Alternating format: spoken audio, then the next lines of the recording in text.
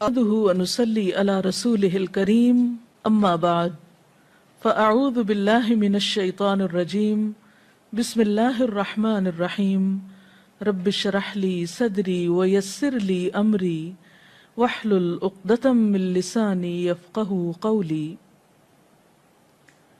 अल्लाह ताला का लाख लाख शुक्र है कि एक बार फिर रमज़ानुल मुबारक अपनी रहमतों और बरकतों के साथ हम पर साया फगन है। रमज़ानुल मुबारक अल्लाह ताला की खास नेमतों में से एक नेमत है। ये वो मुबारक महीना है जिसमें कुरान पाक नाजिल हुआ। तो आइए देखते हैं कि इस महीने से हम किस किस तरीके पर फ़ायदा उठा सकते हैं। खुसूसी तौर पर हमें कौन से काम ऐसे करने चाहिए कि जिससे हम इस महीने से सही तौर पर फ़ायदा उठा सकें। अगर देखा जाए तो हमारा दीन दो बड़े कामों का मजमुआ है। एक तरफ हमें अपने रब के हुकूक अदा करना है जिसने हमें पैदा किया, जिसने हमें ज़िंदगी जैसी नेमत दी और बेशुमार दीगर नेमतें अता की। हम उसके एहसानमंद हों, उसके हुकूक अदा करें। और दूसरी तरफ उन इंसानों के हुकूक की अदायगी हमारे दीन का एक लाजमी हिस्सा है जिन इंसानों के साथ हम इस ज़मीन पर रहते हैं, जिनके साथ हमारा दिन रात राब्ता और वास्ता होता है, ताल्लुक़ होता है। और एक इंसान की ज़िंदगी उसी वक्त पुरसुकून और ख़ूबसूरत ज़िंदगी बन सकती है। और दूसरी तरफ इस ज़मीन पर बसने वाले इंसानों के साथ अच्छा सलूक करे, एहसान के साथ पेश आए।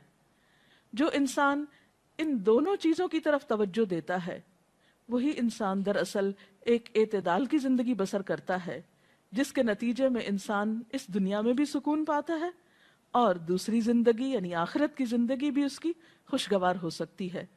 तो आइए देखते हैं कि इस महीने में करने के काम क्या हैं। सबसे पहले हुकूकुल्लाह, अल्लाह ताला के हुकूक, अपने खालिक के हुकूक की अदायगी में नंबर 1 नमाज है। नमाज दीन का सुतून है। एक मोमिन और काफिर के दरमियान फ़र्क है। नमाज नबी सल्लल्लाहु अलैहि वसल्लम के नज़दीक आंखों की ठंडक है और ये एक हकीकत है कि इंसान के लिए सुकून हासिल करने का सबसे बड़ा ज़रिया नमाज है, जिसमें इंसान पाक साफ होकर पूरी यकसुई और तवज्जो के साथ अल्लाह ताला के हुजूर हाजिर होकर उसको याद भी करता है और उससे दुआएं भी करता है।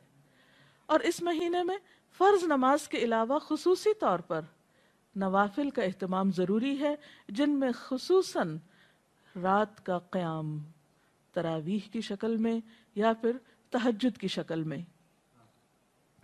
क्योंकि नबी सल्लल्लाहु अलैहि वसल्लम ने फरमाया, मन क़ाम रमदान ईमाना व एहतिसाबन गुफ़िर लहू मा तक़द्दम मिन ज़म्बि।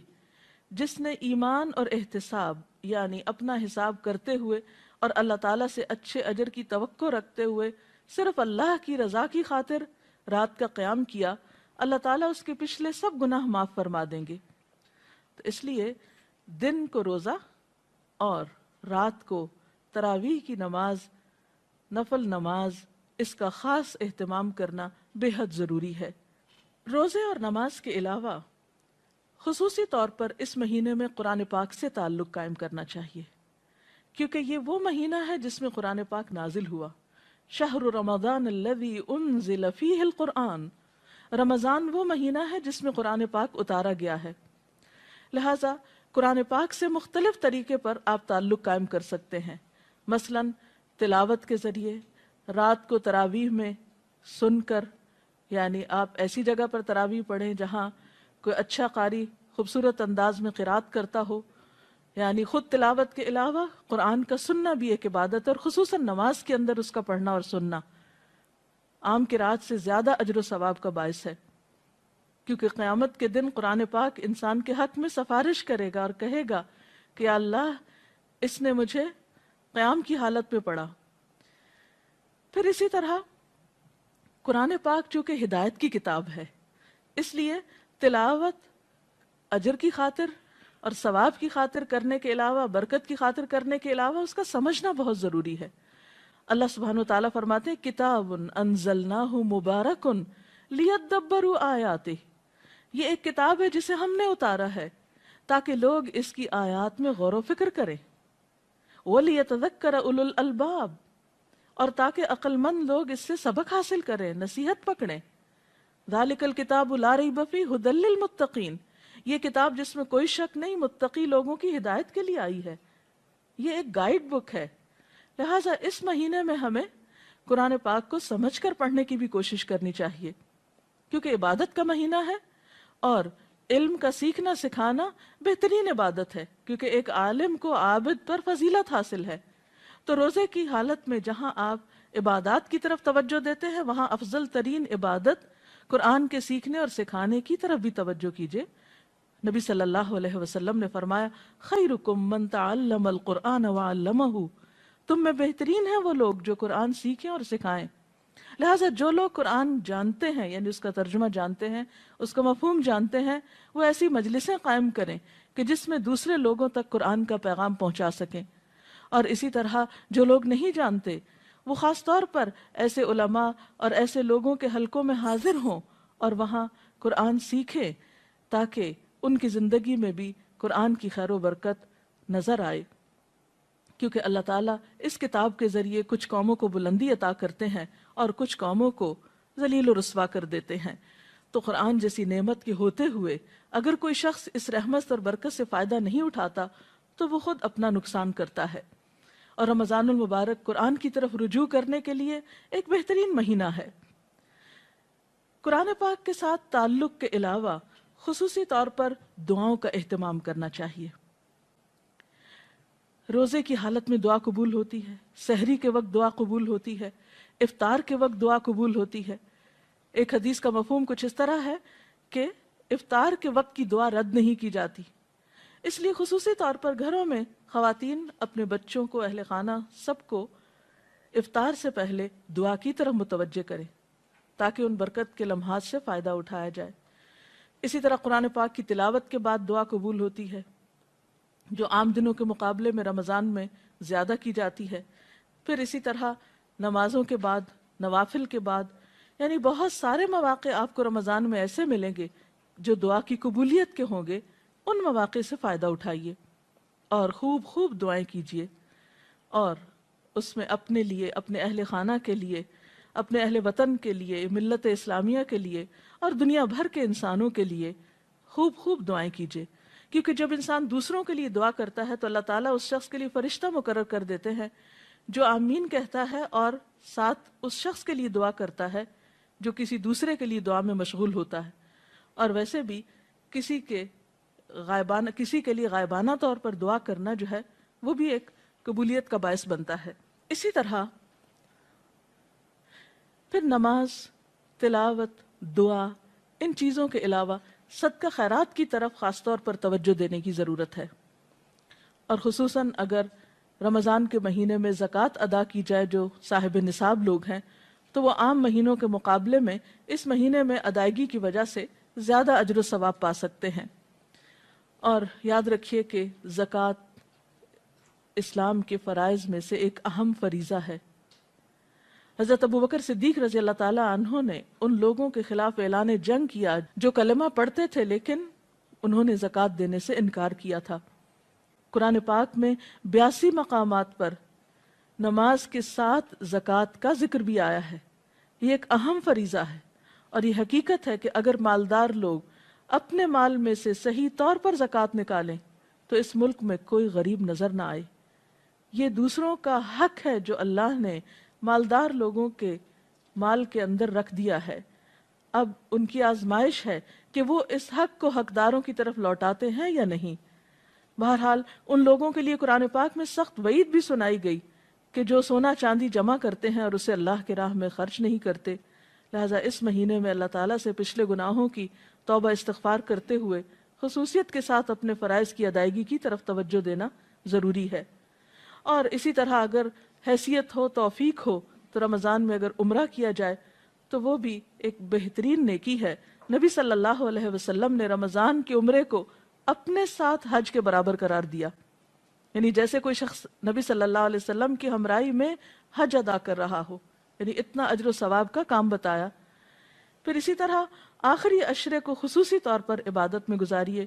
نبی اکرم صلی اللہ علیہ وسلم رمضان میں جہاں عبادت کرتے، یعنی پہلے 2 عشروں میں، وہاں خاص طور پر آخری عشرے میں خوب عبادت کرتے، خود بھی جاگتے، اپنے اہل خانہ کو بھی جگاتے، کیونکہ اس آخری عشرے کی راتوں میں سے ایک رات میں لیلۃ القدر ہوتی، اور جیسا کہ قرآن پاک میں آتا ہے وَمَا أَدْرَاكَ مَا لَيْلَةُ الْقَدْرِ لَيْلَةُ الْقَدْرِ خَيْرٌ مِّنْ أَلْفِ شَهْرٍ، تم کیا جانو کہ یہ لیلۃ القدر کیا ہے، یہ 1000 راتوں سے بہتر ہے۔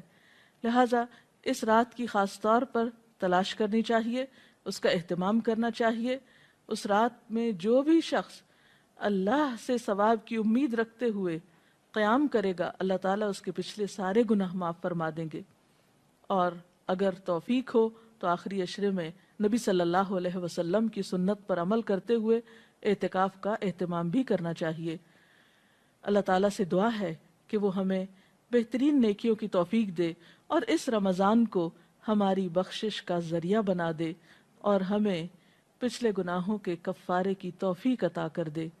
وآخر دعوانا ان الحمد للہ رب العالمین۔ اگر آپ میں سے کوئی آج کی اس ٹاک کے بارے میں، گفتگو کے بارے میں کوئی سوال کرنا چاہے تو یو آر ویلکم۔ جی آپ سوال۔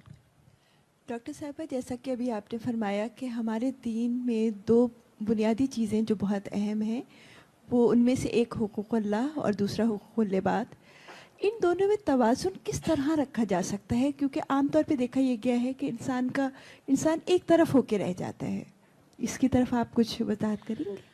حقوق اللہ اور حقوق العباد میں توازن قائم کرنا بے حد ضروری ہے، کیونکہ اگر کوئی شخص اللہ تعالیٰ کے حقوق کو ضائع کرتا ہے، یعنی نماز روزے سے غفلت برتتا ہے اور صرف انسانوں کی خدمت کرتا ہے، تو یہ بھی کافی نہیں، کیونکہ جس کے ہم پر احسانات ہیں ہم نے اسی کا احسان نہیں مانا، تو دوسرے انسانوں پر احسان کرنا پھر کافی نہیں۔ اور کچھ لوگ ایسا ہیں کہ جو حقوق اللہ کی ادائیگی تو کرتے ہیں لیکن حقوق العباد سے غفلت اختیار کرتے ہیں۔ تو ان دونوں میں توازن کے لیے ٹائم مینجمنٹ کی بہت ضرورت ہے۔ اللہ تعالیٰ نے ہمارے اوپر بہت احسان فرمایا کہ ہماری عبادات کے اوقات مقرر کر دیے، مثلا نمازوں کے اوقات مقرر ہیں، روزے کے لیے 1 مہینہ مقرر ہے، حج کا وقت مقرر ہے۔ تو ہم دیکھتے ہیں کہ اللہ تعالیٰ نے اپنے حقوق تو بہت کم ہم پہ رکھے۔ دن میں 5 اوقات میں نماز جو پڑھنا ہوتی ہے، وہ ان کے اوقات اس مناسب طریقے سے رکھے گئے ہیں کہ ہمارے لیے کچھ بھی بوجھ نہیں ہے۔ دن کا ایک بڑا حصہ صبح کا وقت کام کے لیے رکھا گیا، شام میں نمازوں کے اوقات قریب ہیں، لیکن اس میں بھی ادائیگی کچھ مشکل نہیں۔ حقیقت یہ ہے کہ نماز انسان کو ایک اسٹرینتھ دیتی ہے، قوت دیتی ہے، اور اس کو مزید تیار کرتی ہے کہ وہ حقوق العباد کو اچھی طرح ادا کر سکے اور صرف اللہ کی رضا کے لیے ادا کرے۔ اور حقوق اللہ کی ادائیگی کے بعد انسان اپنے ذہن میں حقوق العباد کی فہرست رکھے، اس میں ان تمام افراد کی طرف توجہ رکھے جو اس کے دائرہ کار میں آتے ہیں اور ان کے لیے بھی اوقات مقرر کرے۔ نبی صلی اللہ علیہ وسلم کی ایک اور حدیث سے ہمیں پتہ چلتا ہے کہ آپ صلی اللہ علیہ وسلم نے ہمیں اس بات کی تعلیم دی ہے کہ ہر انسان کے پاس کچھ گھڑیاں ایسی ہوں جن میں وہ اپنے رب سے بات کرے، کچھ گھڑیاں ایسی ہوں جن میں وہ انسانوں کے حقوق ادا کرے، کچھ گھڑیاں ایسی ہوں کہ جس میں وہ سیکھنے سکھانے کا کام کرے۔ تو بہرحال ہمیں ان دونوں طرف ایکولی توجہ دینا ہوگی اور ان کے اوقات کی پابندی کرنا ہوگی۔ ہر شخص اپنی سہولت کے مطابق ایک ٹائم ٹیبل بنا سکتا ہے۔ ڈاکٹر صاحب، روزے کے 2 چیزیں بہت اہم ہیں، سحری کھانا اور افطار کرنا۔ ہم یہ دیکھتے ہیں کہ عموماً ہمارا ٹرینڈ جو ہے افطار کی طرف زیادہ جاتا ہے، اس کے اہتمام میں۔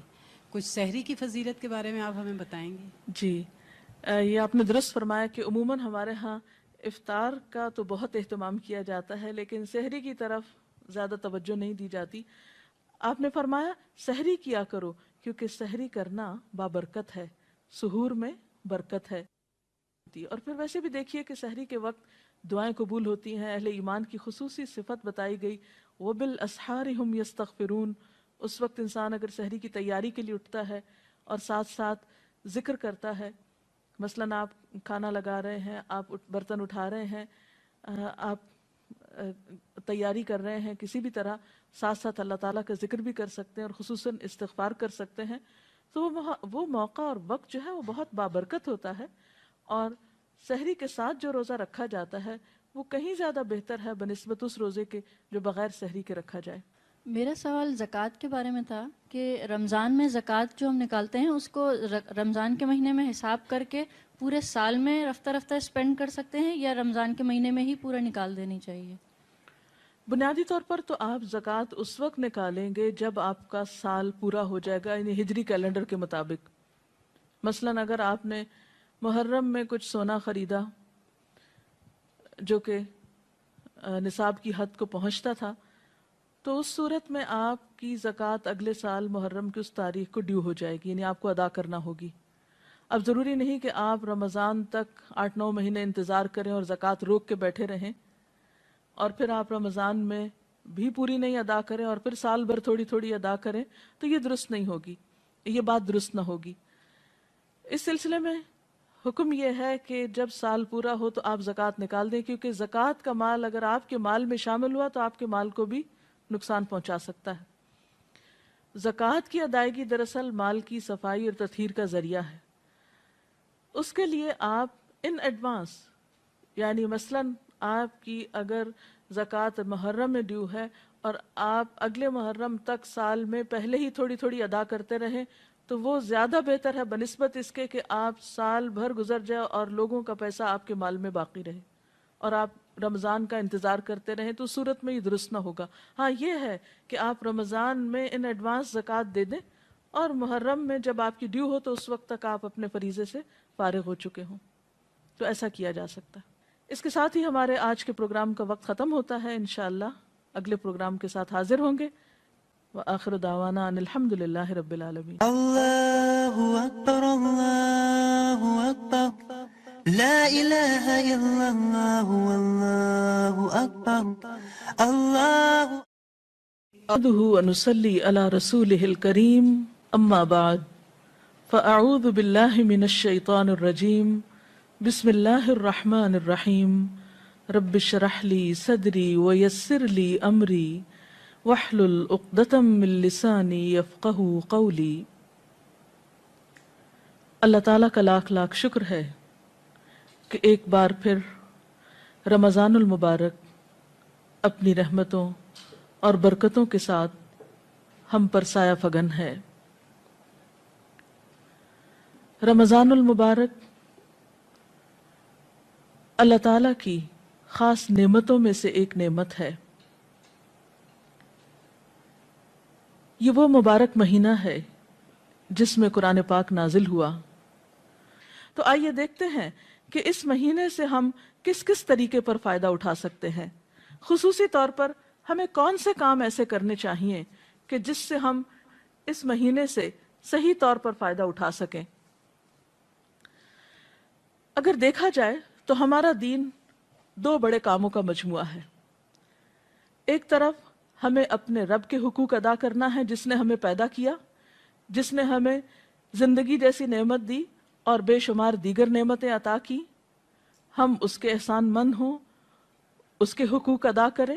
اور دوسری طرف ان انسانوں کے حقوق کی ادائیگی ہمارے دین کا ایک لازمی حصہ ہے جن انسانوں کے ساتھ ہم اس زمین پر رہتے ہیں، جن کے ساتھ ہمارا دن رات رابطہ اور واسطہ ہوتا ہے، تعلق ہوتا ہے. اور ایک انسان کی زندگی اسی وقت پرسکون اور خوبصورت زندگی بن سکتی ہے اور دوسری طرف اس زمین پر بسنے والے انسانوں کے ساتھ اچھا سلوک کرے، احسان کے ساتھ پیش آئے. جو انسان ان دونوں چیزوں کی طرف توجہ دیتا ہے وہی انسان دراصل ایک اعتدال کی زندگی بسر کرتا ہے، جس کے نتیجے میں انسان اس دنیا میں بھی سکون پاتا ہے اور دوسری زندگی یعنی آخرت کی زندگی بھی اس کی خوشگوار ہو سکتی ہے.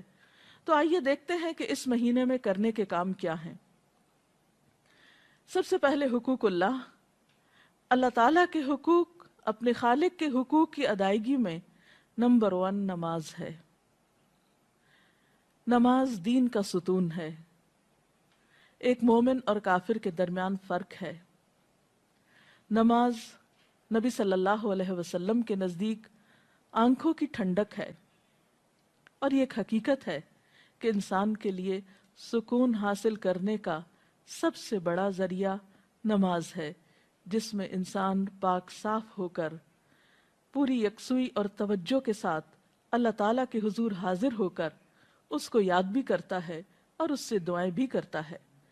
और इस महीने में फ़र्ज नमाज के अलावा खुसूसी तौर पर नवाफिल का एहतमाम ज़रूरी है, जिनमें खुसूसन रात का क़याम तरावीह की शक्ल में या फिर तहज्जुद की शक्ल में, क्योंकि नबी सल्लल्लाहु अलैहि वसल्लम ने फरमाया, मन क़ाम रमदान ईमाना व एहतिसाबन गुफ़िर लहू मा तक़द्दम मिन ज़म्बिह, जिसने ईमान और एहतिसाब यानी अपना हिसाब करते हुए और अल्लाह ताला से अच्छे अजर की तवक्को रखते हुए सिर्फ अल्लाह की रज़ा की खातिर रात का क़याम किया, अल्लाह ताला उसके पिछले सब गुनाह माफ़ फरमा देंगे। तो इसलिए दिन को रोज़ा और रात को तरावीह की नमाज, नफल नमाज, इसका ख़ास एहतमाम करना बेहद ज़रूरी है। रोज़े और नमाज के अलावा खुसूसी तौर पर इस महीने में कुरान पाक से ताल्लुक़ कायम करना चाहिए, क्योंकि ये वो महीना है जिसमें कुरान पाक नाजिल हुआ। शहरु रमज़ान अल्लज़ी उन्ज़िल फ़ीहिल कुरआन, रमज़ान वो महीना है जिसमें कुरान पाक उतारा गया है। लिहाजा कुरान पाक से मुख्तलिफ तरीके पर आप ताल्लुक़ कायम कर सकते हैं, मसलन तिलावत के ज़रिए, रात को तरावीह में सुनकर, यानी आप ऐसी जगह पर तरावीह पढ़ें जहाँ कोई अच्छा कारी खूबसूरत अंदाज में क़िरात करता हो, यानी ख़ुद तिलावत के अलावा कुरान का सुनना भी एक इबादत है, और ख़ुसूसन नमाज के अंदर उसका पढ़ना और सुनना आम क़िरात से ज़्यादा अजर व सवाब का बायस है, क्योंकि क़यामत के दिन कुरान पाक इंसान के हक़ में सिफारिश करेगा और कहेगा कि अल्लाह, इसने मुझे क़याम की हालत में पढ़ा। फिर इसी तरह कुरान पाक चूँकि हिदायत की किताब है, इसलिए तिलावत अजर की खातिर और सवाब की खातिर करने के अलावा, बरकत की खातिर करने के अलावा उसका समझना बहुत ज़रूरी है।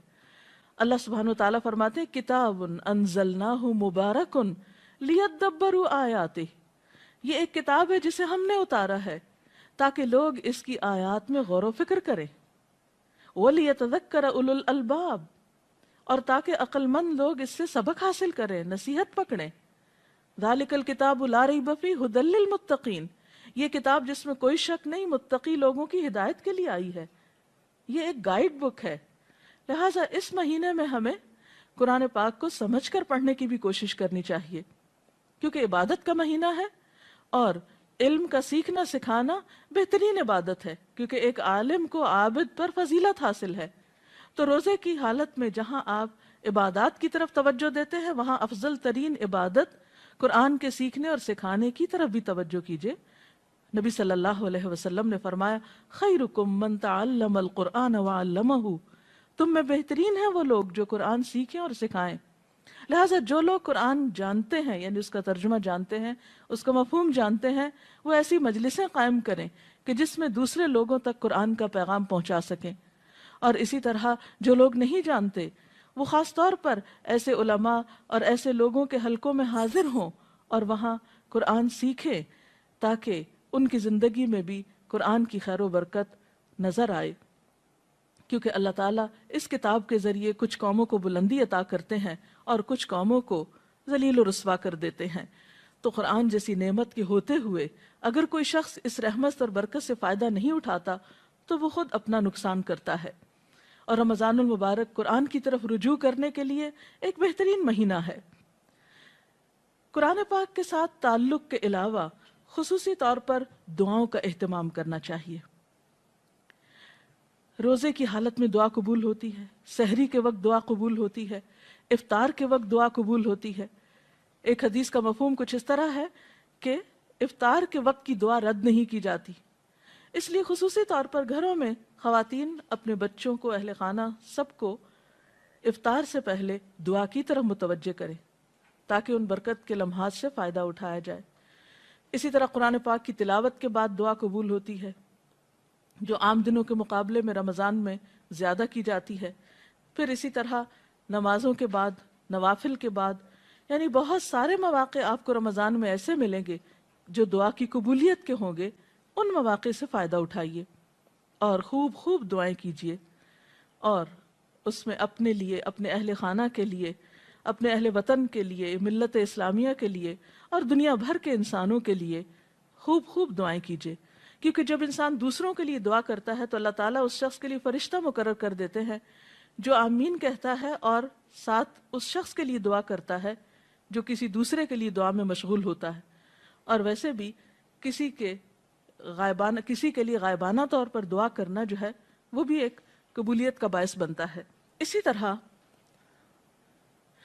پھر نماز، تلاوت، دعا، ان چیزوں کے علاوہ صدقہ خیرات کی طرف خاص طور پر توجہ دینے کی ضرورت ہے، اور خصوصاً اگر رمضان کے مہینے میں زکوٰۃ ادا کی جائے جو صاحب نصاب لوگ ہیں تو وہ عام مہینوں کے مقابلے میں اس مہینے میں ادائیگی کی وجہ سے زیادہ اجر و ثواب پا سکتے ہیں۔ اور یاد رکھیے کہ زکوٰۃ اسلام کے فرائض میں سے ایک اہم فریضہ ہے۔ حضرت ابوبکر صدیق رضی اللہ تعالیٰ عنہ نے ان لوگوں کے خلاف اعلان جنگ کیا جو کلمہ پڑھتے تھے لیکن انہوں نے زکوٰۃ دینے سے انکار کیا تھا۔ قرآن پاک میں 82 مقامات پر نماز کے ساتھ زکوٰۃ کا ذکر بھی آیا ہے۔ یہ ایک اہم فریضہ ہے، اور یہ حقیقت ہے کہ اگر مالدار لوگ اپنے مال میں سے صحیح طور پر زکوٰۃ نکالیں تو اس ملک میں کوئی غریب نظر نہ آئے۔ یہ دوسروں کا حق ہے جو اللہ نے مالدار لوگوں کے مال کے اندر رکھ دیا ہے۔ اب ان کی آزمائش ہے کہ وہ اس حق کو حقداروں کی طرف لوٹاتے ہیں یا نہیں۔ بہرحال ان لوگوں کے لیے قرآن پاک میں سخت وعید بھی سنائی گئی کہ جو سونا چاندی جمع کرتے ہیں اور اسے اللہ کے راہ میں خرچ نہیں کرتے۔ لہٰذا اس مہینے میں اللہ تعالیٰ سے پچھلے گناہوں کی توبہ استغفار کرتے ہوئے خصوصیت کے ساتھ اپنے فرائض کی ادائیگی کی طرف توجہ دینا ضروری ہے۔ اور اسی طرح اگر حیثیت ہو، توفیق ہو، تو رمضان میں اگر عمرہ کیا جائے تو وہ بھی ایک بہترین نیکی ہے۔ نبی صلی اللہ علیہ وسلم نے رمضان کے عمرے کو اپنے ساتھ حج کے برابر قرار دیا، یعنی جیسے کوئی شخص نبی صلی اللہ علیہ وسلم کی ہمراہی میں حج ادا کر رہا ہو، یعنی اتنا اجر و ثواب کا کام بتایا۔ پھر اسی طرح آخری عشرے کو خصوصی طور پر عبادت میں گزاریے۔ نبی اکرم صلی اللہ علیہ وسلم رمضان میں جہاں عبادت کرتے، یعنی پہلے 2 عشروں میں، وہاں خاص طور پر آخری عشرے میں خوب خوب عبادت کرتے، خود بھی جاگتے، اپنے اہل خانہ کو بھی جگاتے، کیونکہ اس آخری عشرے کی راتوں میں سے ایک رات میں لیلۃ القدر ہوتی، اور جیسا کہ قرآن پاک میں آتا ہے وَمَا أَدْرَاكَ مَا لَيْلَةُ الْقَدْرِ لَيْلَةُ الْقَدْرِ خَيْرٌ مِّنْ أَلْفِ شَهْرٍ، تم کیا جانو کہ یہ لیلۃ القدر کیا ہے، یہ 1000 راتوں سے بہتر ہے۔ لہٰذا اس رات کی خاص طور پر تلاش کرنی چاہیے، اس کا اہتمام کرنا چاہیے۔ اس رات میں جو بھی شخص اللہ سے ثواب کی امید رکھتے ہوئے قیام کرے گا، اللہ تعالیٰ اس کے پچھلے سارے گناہ معاف فرما دیں گے۔ اور اگر توفیق ہو تو آخری عشرے میں نبی صلی اللہ علیہ وسلم کی سنت پر عمل کرتے ہوئے اعتکاف کا اہتمام بھی کرنا چاہیے۔ اللہ تعالیٰ سے دعا ہے کہ وہ ہمیں بہترین نیکیوں کی توفیق دے اور اس رمضان کو ہماری بخشش کا ذریعہ بنا دے اور ہمیں پچھلے گناہوں کے کفارے کی توفیق عطا کر دے۔ وآخر دعوانا ان الحمد للہ رب العالمین۔ اگر آپ میں سے کوئی آج کی اس ٹاک کے بارے میں، گفتگو کے بارے میں کوئی سوال کرنا چاہے تو یو آر ویلکم۔ جی آپ سوال۔ ڈاکٹر صاحبہ، جیسا کہ ابھی آپ نے فرمایا کہ ہمارے دین میں 2 بنیادی چیزیں جو بہت اہم ہیں، وہ ان میں سے ایک حقوق اللہ اور دوسرا حقوق العباد۔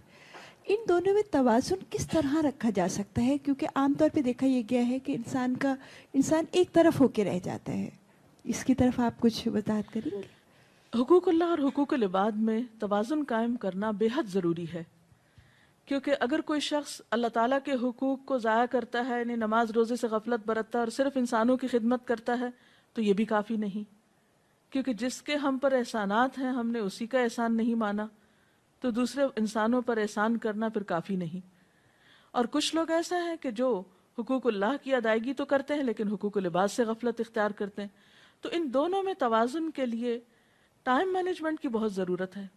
اللہ تعالیٰ نے ہمارے اوپر بہت احسان فرمایا کہ ہماری عبادات کے اوقات مقرر کر دیے، مثلا نمازوں کے اوقات مقرر ہیں، روزے کے لیے ایک مہینہ مقرر ہے، حج کا وقت مقرر ہے، تو ہم دیکھتے ہیں کہ اللہ تعالیٰ نے اپنے حقوق تو بہت کم ہم پہ رکھے۔ دن میں 5 اوقات میں نماز جو پڑھنا ہوتی ہے وہ ان کے اوقات اس مناسب طریقے سے رکھے گئے ہیں کہ ہمارے لیے کچھ بھی بوجھ نہیں ہے۔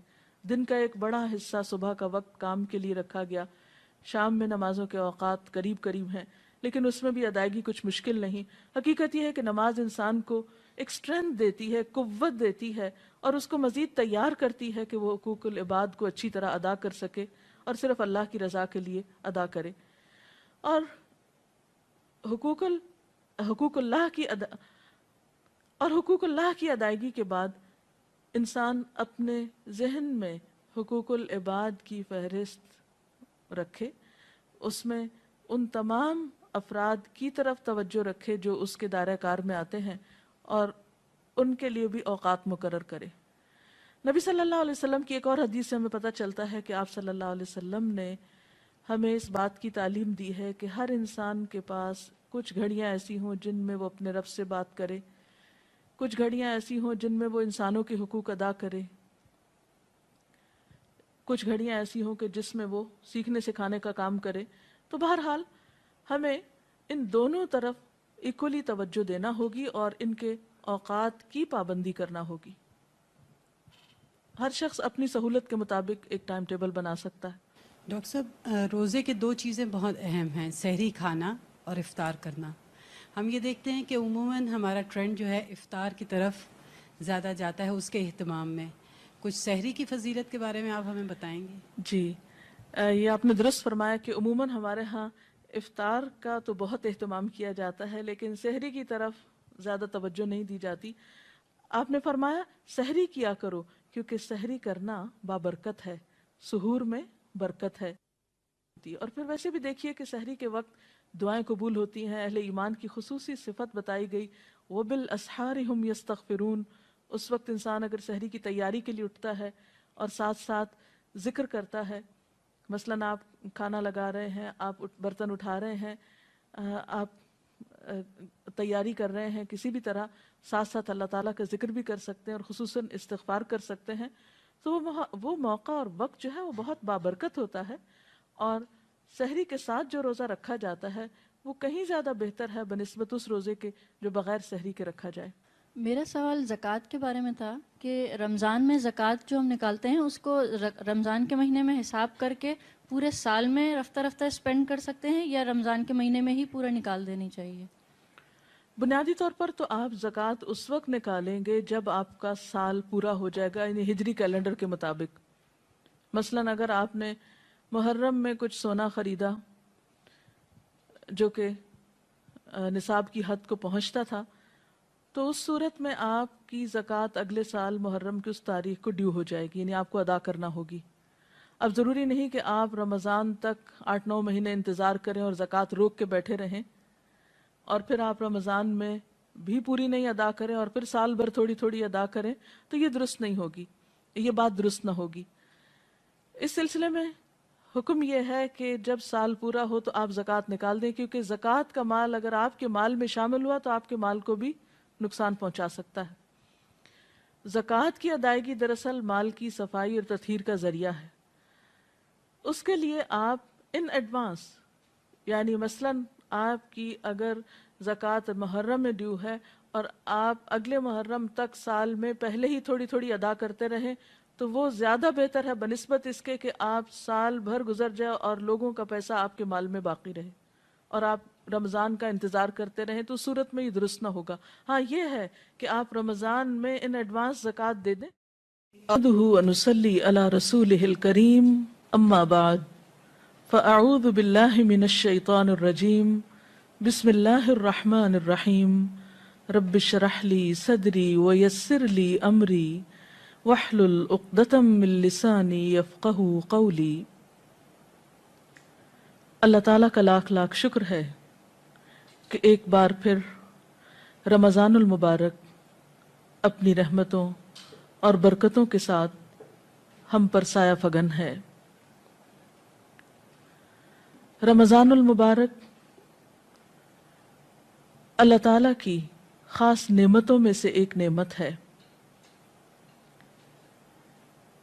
یہ وہ مبارک مہینہ ہے جس میں قرآن پاک نازل ہوا. تو آئیے دیکھتے ہیں کہ اس مہینے سے ہم کس کس طریقے پر فائدہ اٹھا سکتے ہیں. خصوصی طور پر ہمیں کون سے کام ایسے کرنے چاہیے کہ جس سے ہم اس مہینے سے صحیح طور پر فائدہ اٹھا سکیں. اگر دیکھا جائے تو ہمارا دین دو بڑے کاموں کا مجموعہ ہے. ایک طرف ہمیں اپنے رب کے حقوق ادا کرنا ہے جس نے ہمیں پیدا کیا، جس نے ہمیں زندگی جیسی نعمت دی اور بے شمار دیگر نعمتیں عطا کی. ہم اس کے احسان مند ہوں، اس کے حقوق ادا کریں. اور دوسری طرف ان انسانوں کے حقوق کی ادائیگی ہمارے دین کا ایک لازمی حصہ ہے جن انسانوں کے ساتھ ہم اس زمین پر رہتے ہیں، جن کے ساتھ ہمارا دن رات رابطہ اور واسطہ ہوتا ہے، تعلق ہوتا ہے. اور ایک انسان کی زندگی اسی وقت پرسکون اور خوبصورت زندگی بن سکتی ہے اور دوسری طرف اس زمین پر بسنے والے انسانوں کے ساتھ اچھا سلوک کرے، احسان کے ساتھ پیش آئے. جو انسان ان دونوں چیزوں کی طرف توجہ دیتا ہے وہی انسان دراصل ایک اعتدال کی زندگی بسر کرتا ہے، جس کے نتیجے میں انسان اس دنیا میں بھی سکون پاتا ہے اور دوسری زندگی یعنی آخرت کی زندگی بھی اس کی خوشگوار ہو سکتی ہے. تو آئیے دیکھتے ہیں کہ اس مہینے میں کرنے کے کام کیا ہیں. سب سے پہلے حقوق اللہ تعالیٰ کے حقوق، اپنے خالق کے حقوق کی ادائیگی میں نمبر 1 نماز ہے. نماز دین کا ستون ہے. ایک مومن اور کافر کے درمیان فرق ہے. نماز نبی صلی اللہ علیہ وسلم کے نزدیک آنکھوں کی ٹھنڈک ہے اور یہ ایک حقیقت ہے کہ انسان کے لیے سکون حاصل کرنے کا سب سے بڑا ذریعہ نماز ہے، جس میں انسان پاک صاف ہو کر پوری یکسوئی اور